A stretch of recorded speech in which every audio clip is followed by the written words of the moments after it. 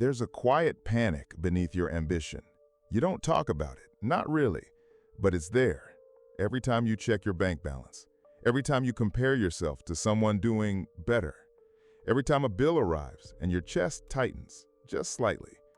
You think you want to be rich, but you don't.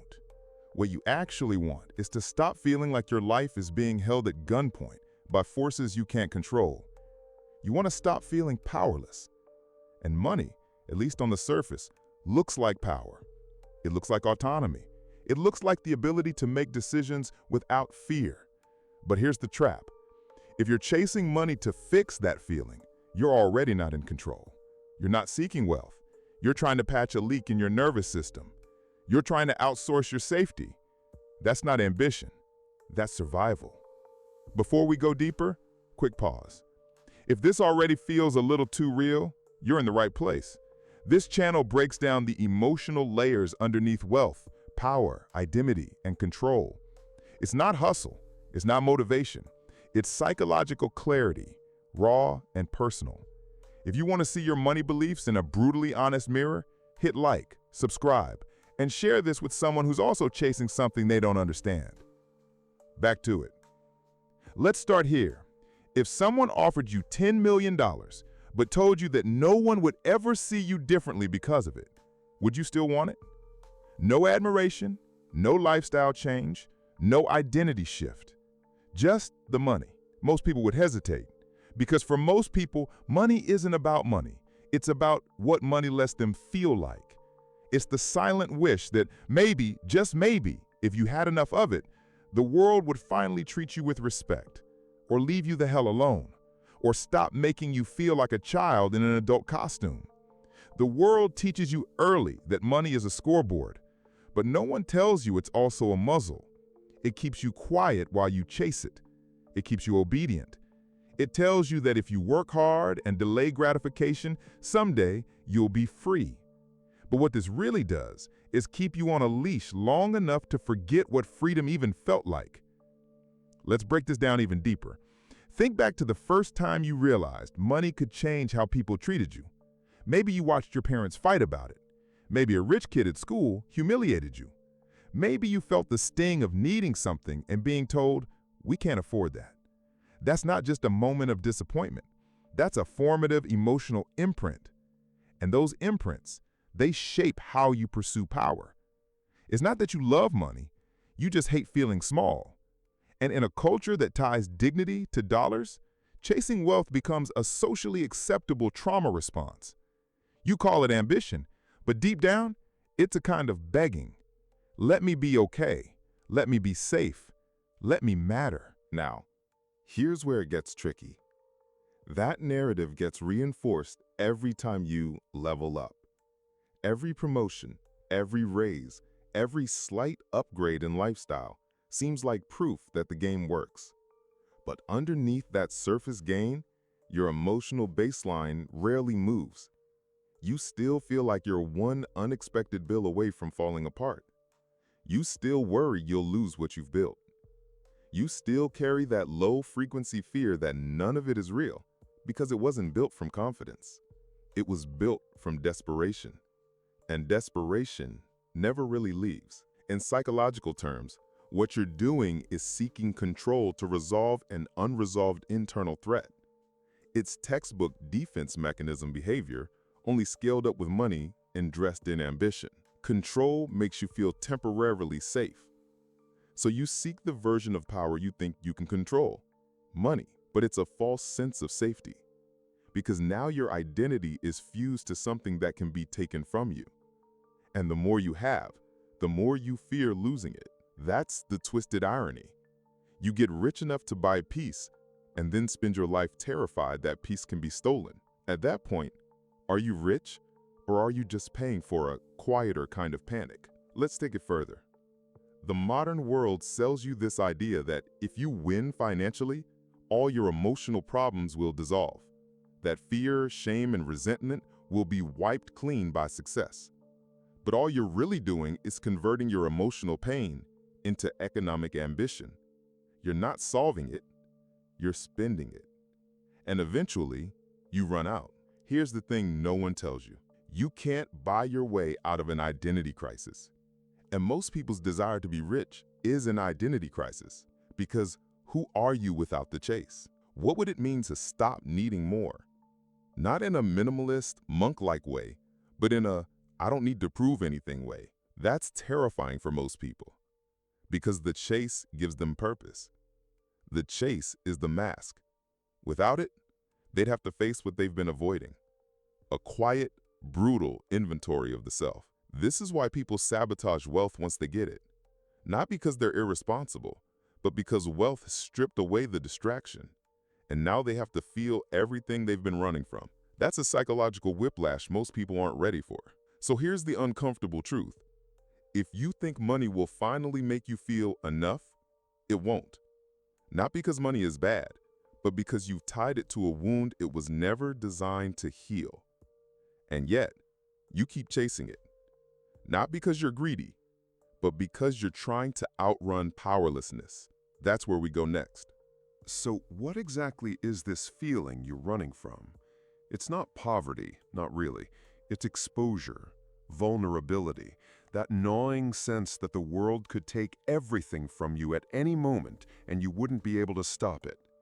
Money, in this sense, becomes your armor, not to impress others, but to survive them, to protect yourself from the chaos of being human in a world that doesn't care whether you sleep at night.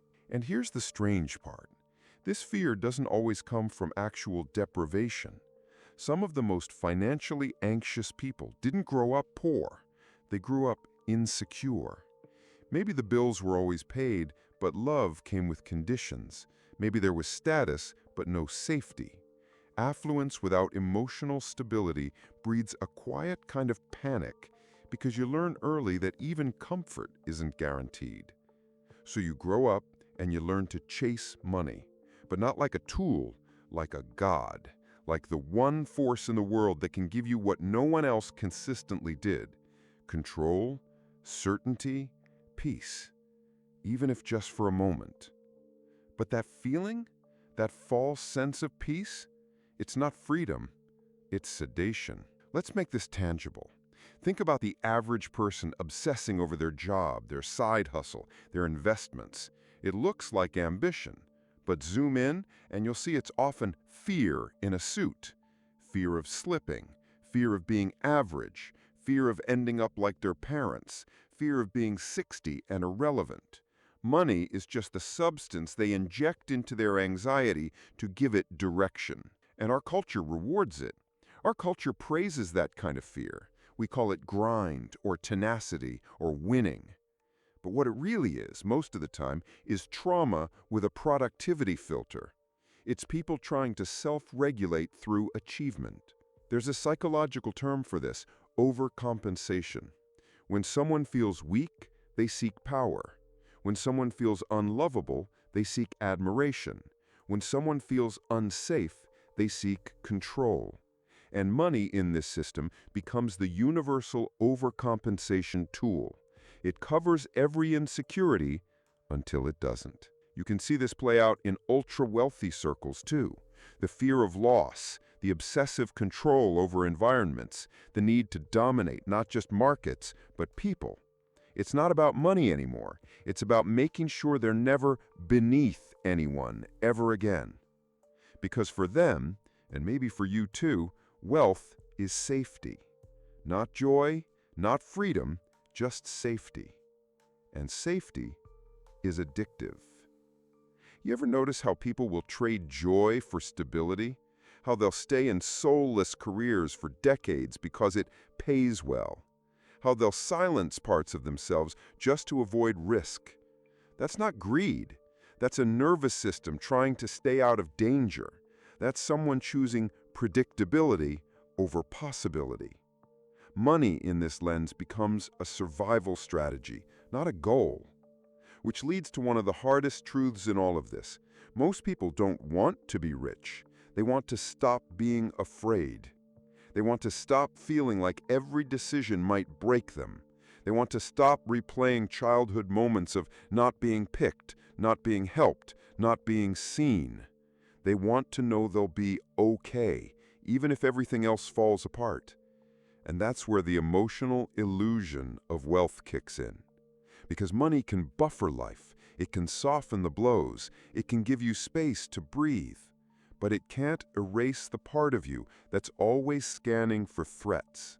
It can't silence the hypervigilance. It can't make your nervous system stop expecting betrayal or abandonment or collapse. And so what happens? You keep chasing. You keep earning more. You upgrade your car, your clothes, your circle. And for a little while, it works. You feel high on possibility. You feel untouchable. But then slowly, the fear creeps back in. The what-ifs, the doom-scrolling, the insomnia, the addiction to control. Because deep down, the problem was never your bank account. The problem was how unsafe you felt without it. And now that you've tied your safety to money, you've made yourself dependent on the very thing you thought would set you free. That's the catch no one talks about. When money becomes your way of feeling safe, you've given it power over your entire emotional life. And you'll never feel secure for long because the world is unstable by nature. Economies shift, markets crash, jobs vanish, reputations change. Which means your peace will always be fragile, one bad month from falling apart. Let's bring this closer to home. Think of the last time you said, once I hit X income, I'll finally relax. And then you got there and moved the goalpost, again and again. That's not ambition. That's anxiety disguised as progress. That's your brain trying to regulate itself by achieving more. But here's the truth. You can't regulate a trauma response with an income bracket. What you can do is recognize that your craving for financial safety isn't a sign that you're broken. It's a sign that your body is trying to protect you, and you've just been listening to the only language it knows: control. Money gives the illusion that you can outplan chaos, that you can buy your way out of randomness. But the world will always have risk. The work isn't becoming rich enough to avoid it. The work is becoming resilient enough to face it without falling apart. And that starts with recognizing this. If your money is your only source of peace, then peace is always conditional. What happens when the markets turn? What happens when the job disappears? What happens when the lifestyle you built around feeling safe starts to feel like a prison? What happens when your body or your relationships or your identity can't keep up with the image you're trying to project? You start to realize that wealth, at least in the emotional sense, doesn't begin with accumulation. It begins with clarity. And clarity hurts at first, because it means admitting that the chase was never about the money. It was about not feeling like prey. It was about not being the one who gets discarded, ignored, broken. So maybe the real question isn't how to get rich. Maybe it's why you thought you had to in the first place. That's the question that cracks open everything. And that's exactly where we're headed next.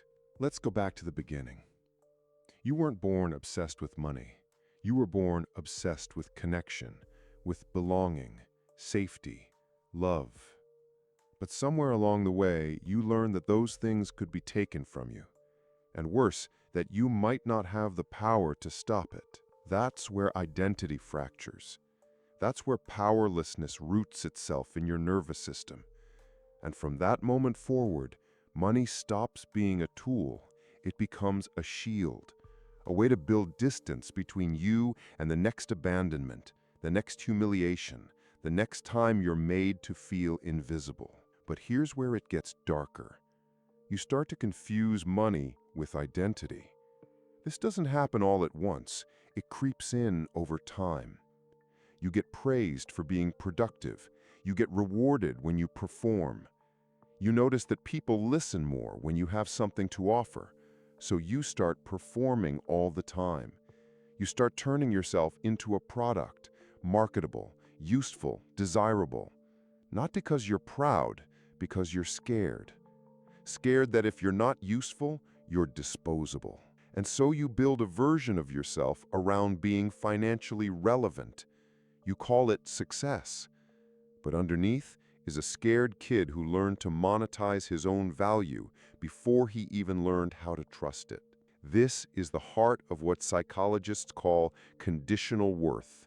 You only feel okay when you're producing, earning, advancing. Your identity becomes performance dependent, which means it's never truly safe. Because if your worth is tied to how much you make or how much you do, then rest feels like death. And rest is what your body actually needs. Now take that mindset and plug it into capitalism. You get an identity economy where people build their self-worth around productivity metrics, where you can't slow down because slowness feels like slipping, where your calendar becomes your self-esteem, and your inbox feels like a scoreboard. Let's go deeper.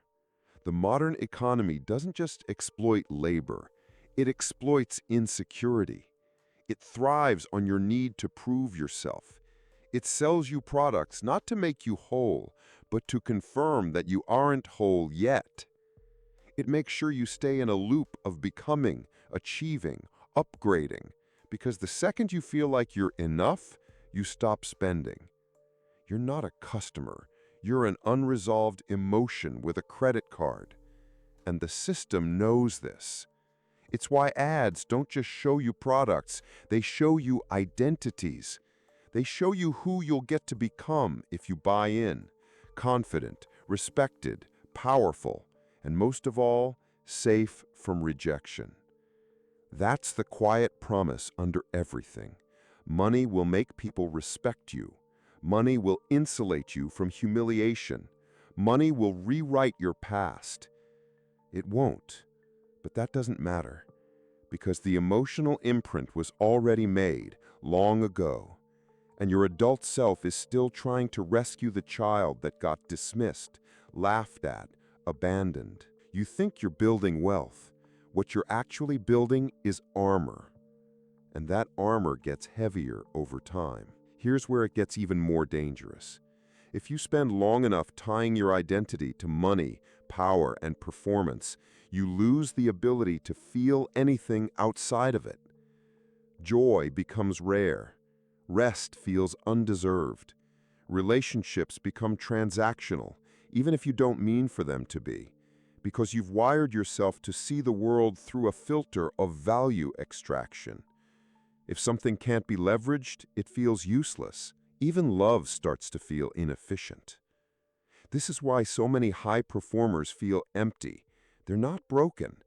They're just exhausted from living inside a value system that treats vulnerability like weakness, that turns human experience into ROI, that only validates what it can monetize. You become a brand of yourself, and it's lonely as hell. Because when your identity is built around what you can do, the part of you that just is, the quiet, curious, messy, contradictory part, never gets a seat at the table. You become invisible to yourself, a ghost running a business. That's the cost of over-identifying with success. You don't just lose touch with your past, you lose access to your future, because every choice you make is shaped by the fear of becoming nobody again. Let's pause. Think about your goals, your 5-year plan, your vision board if you have one. Now strip away every goal that's secretly about gaining approval, escaping shame, or proving someone wrong. What's left? That's the beginning of your real life. Everything else was a trauma echo. Now, none of this means ambition is bad or that wanting wealth is shameful.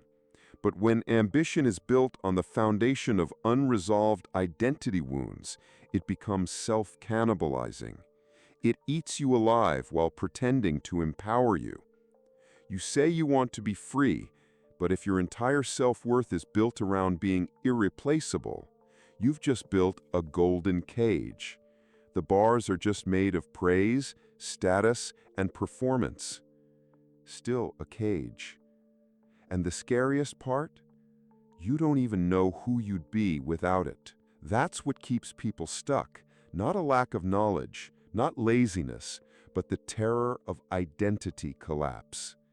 Because if you stop chasing the version of success that's kept you feeling safe, what's left? Who are you, really? That's the real fear. Not poverty, not failure, irrelevance. And it's not your fault. The system taught you that being someone meant being valuable in someone else's economy. So now anything that doesn't feed the performance loop feels like a threat. But here's the crack in the illusion. You're not your productivity. You're not your net worth. You're not your LinkedIn bio. You're a human being whose first experience of power was the lack of it. And you've been trying to make up for that ever since. But here's the thing about trauma. It doesn't get healed through domination. It gets healed through integration. Through the terrifying act of being yourself, even when it's not impressive, even when it's not profitable, even when it's quiet. Because real wealth isn't what you can flex, it's what you can afford to feel without falling apart. And that brings us to the next trap. When you finally make it, why does the emptiness still show up? You made it, or at least you got closer than most. The income's up, the lifestyle's upgraded, the numbers on your dashboard prove you've climbed. You should feel proud, at peace, unshakable. But instead, you feel nothing. Or worse, more anxious than ever. That's the paradox no one warns you about. When you finally get to the place you swore would make you feel whole, the emptiness doesn't go away. It just gets quieter, more polite, dressed in better clothes. This is the psychological void that high achievers stumble into and often pretend doesn't exist. You built your entire emotional framework around becoming rich, powerful, respected. You told yourself that once you crossed that invisible finish line, you'd finally exhale. But here's the problem. When the goal was never actually about money, when it was about healing a wound, you don't get the emotional reward you were chasing. You get the proof that it didn't work. And that's devastating. You spent your life chasing the antidote to your pain, and now you're rich enough to realize you were holding a placebo. Let's put a name to this: arrival fallacy. The belief that once you arrive at a certain external milestone, wealth, status, admiration, you'll finally feel complete. But the fallacy isn't just that the moment disappoints you, it's that the pursuit itself was built on a lie, that external change will heal internal chaos. It won't. It never did. And now that you've arrived, you're stuck with a more dangerous feeling than failure: disillusionment. Because you've run out of excuses. You can't tell yourself, I'll feel better when I'm successful. You are successful, by all conventional standards. So what now? Here's what happens next for most people. They double down. They convince themselves they just need more. More money, more validation, a better lifestyle, a bigger company, a bigger following, a higher level of exclusivity. But what they're really chasing isn't wealth. It's a feeling of aliveness. And when you've tied your aliveness to outcomes, you become a slave to thresholds. Every milestone becomes a moving target. Every win just creates another hill to climb. And the emptiness? It doesn't go away. It evolves. It becomes boredom, restlessness, disconnection, addiction. That's why so many people at the top quietly implode, not because they lost the game, but because they won and discovered there was no prize.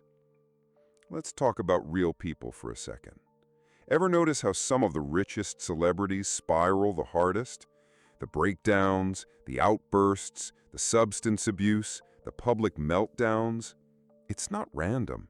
It's what happens when the external life outpaces the internal one, when the performance becomes so airtight they forget they're still human underneath it. Same thing happens in the business world. High-earning executives who can't sleep, entrepreneurs who burn through marriages, high performers whose bodies crash because their nervous systems never learned to relax. They're not broken. They just believed the lie that success would save them. But here's the deeper cut. This isn't about them. This is about you. Because even if you're not there yet, this is where your story is heading if you don't pause and examine the why behind your pursuit.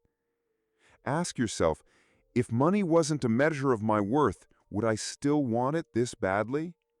If no one saw my success, would I still chase it?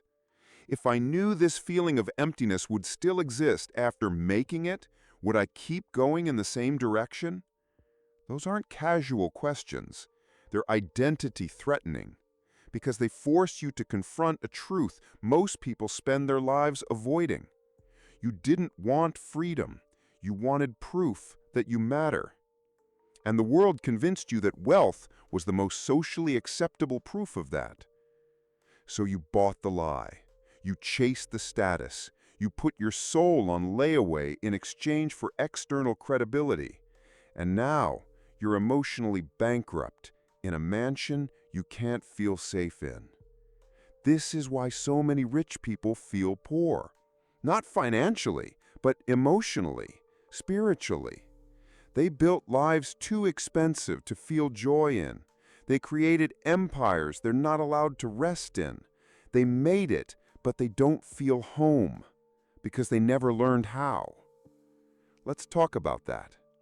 Emotional poverty is what happens when you have resources but no real internal safety.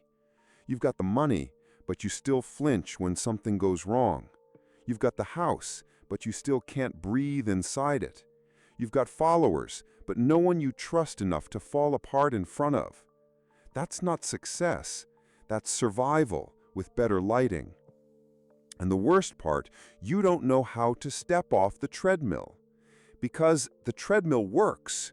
It numbs the ache. It keeps the noise down. It distracts you from the fact that you don't know what joy feels like anymore. Only momentum. So here's the shift. The goal isn't to stop being ambitious. The goal is to stop outsourcing your peace to the scoreboard. To stop making your identity a hostage to your output. To stop believing that if you just hit one more level, you'll finally feel whole. You won't. Not because you're broken, but because that's not how healing works. Healing isn't a reward for success. It's a process that begins the moment you stop trying to earn it. You've been taught that money buys peace. Here's the truth. Money buys comfort.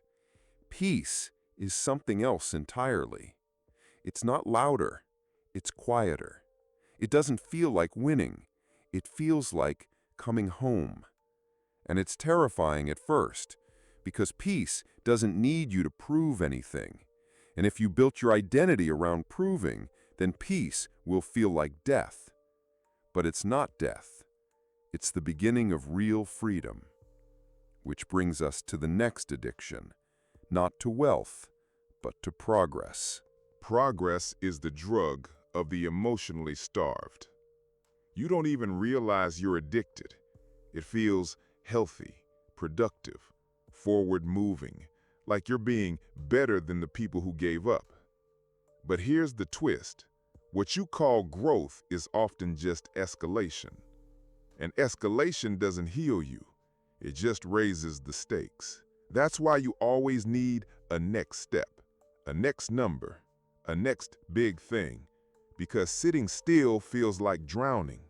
Because if you stop moving, you'll have to face the silence.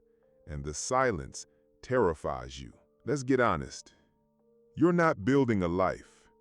You're building a distraction that pays well. At some point, your ambition became a coping mechanism.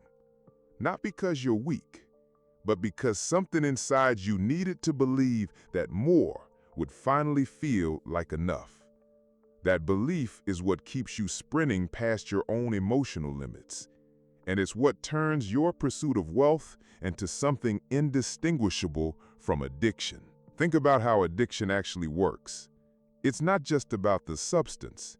It's about the feeling the substance provides. Relief, escape, numbness, control. Sound familiar? Wealth isn't a drug, but the pursuit of it can mimic the psychological cycle of one. You chase it, you get a hit, the high fades, you panic, so you chase again, harder, faster, bigger. You stop asking if the pursuit is healthy, you just need the feeling back. And like any addiction, it costs you something every time. Time, energy, presence, sanity, relationships. But here's the kicker. No one will call you out for it because you're doing the approved addiction. You're not blowing money on gambling or substances. You're building, scaling, crushing goals. So society praises you, applauds you, even envies you. Meanwhile, you're quietly burning because addiction isn't always loud. Sometimes it looks like excellence. Sometimes it wears a suit. Sometimes it says, just 5 more years, until a decade's gone and you don't recognize your own life. Here's a brutal question. If someone told you today that you could never get any richer, any more admired, any more ahead, would you still know how to live? Most people wouldn't, because they've confused momentum with meaning. Progress isn't bad, but when it's driven by emotional avoidance, it becomes a treadmill in hell. You keep running, but the view never changes. And the longer you run, the harder it is to remember what rest even feels like. Eventually, your body rebels. Burnout, breakdown, illness. Relationships start to erode because you're not in them anymore. You're always elsewhere, mentally sprinting toward a future you hope will fix you. And maybe the most dangerous part? You start resenting anything that doesn't accelerate you. Conversations, people, stillness, sleep. If it doesn't move you forward, it feels like a threat. Because forward is the only direction you allow yourself to feel alive in. And any pause feels like regression. That's not power. That's emotional captivity. Here's another layer. People addicted to progress often can't receive compliments, rest, love. They bounce off because receiving requires stillness. It requires you to feel. And feeling is what you've been outsourcing to your goals for years. Even joy feels unfamiliar. You have fun and achievement. You celebrate wins. But deep, spontaneous joy, the kind that isn't tied to winning, that's rare. Because you've trained your nervous system to equate joy with accomplishment. That's a tragic trade. Because now joy only exists at the peak of a mountain you keep moving. Let's go even deeper. Your addiction to getting ahead is also a shield against regret. If you keep moving forward, you never have to stop and ask, was this even the right path?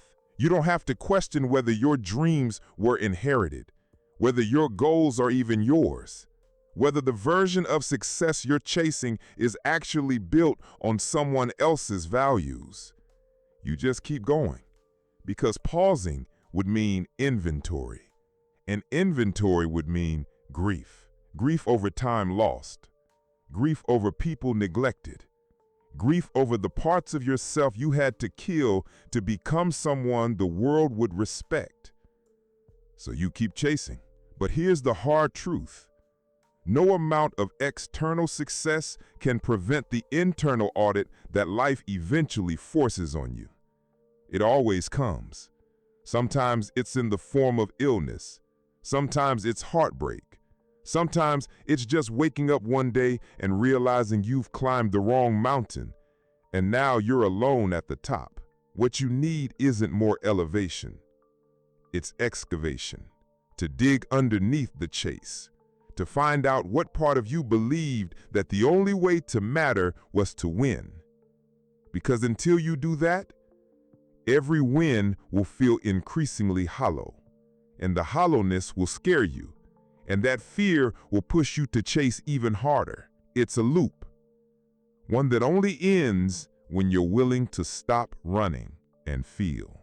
Feel the grief, the fear, the self-betrayal. Because underneath all the progress is a human being who just wanted to be loved without conditions.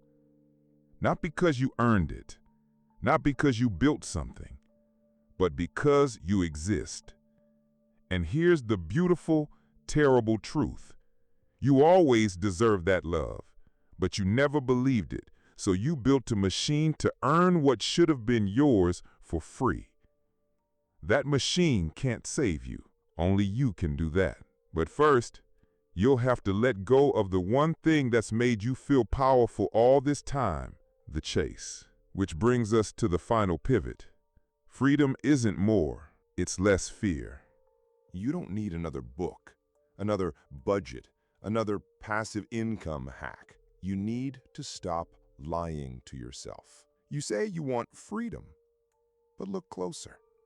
What you really want is permission to finally exhale, to finally feel like you're not about to lose everything. That's not freedom. That's survival in a prettier outfit. Here's what real freedom actually is. It's not about how much you make. It's about how much fear owns you. Fear of being humiliated. Fear of being poor. Fear of being ordinary. Fear of being seen. So you keep stacking skills, stacking money, stacking distractions, trying to build a fortress high enough that nothing can touch you, but it's never high enough. That fear, it's not outside you, it's inside. You can't budget your way out of a trauma response. You can't escape the identity you never chose until you decide to see it clearly for what it is. Here's the shift. Wealth doesn't begin when you make more. It begins when you no longer need more to feel safe. The minute you stop trying to prove something, the minute you stop running from that dose of not enoughness, that's when the obsession breaks. That's when intelligence kicks in. Not the kind that earns, but the kind that sees. The kind that understands that no amount of money will ever save the version of you that believes you're unworthy without it. So stop asking how to get rich. Start asking, what would I do if I wasn't scared anymore? That's the real question. That's where the freedom is. And it's always been yours to reclaim.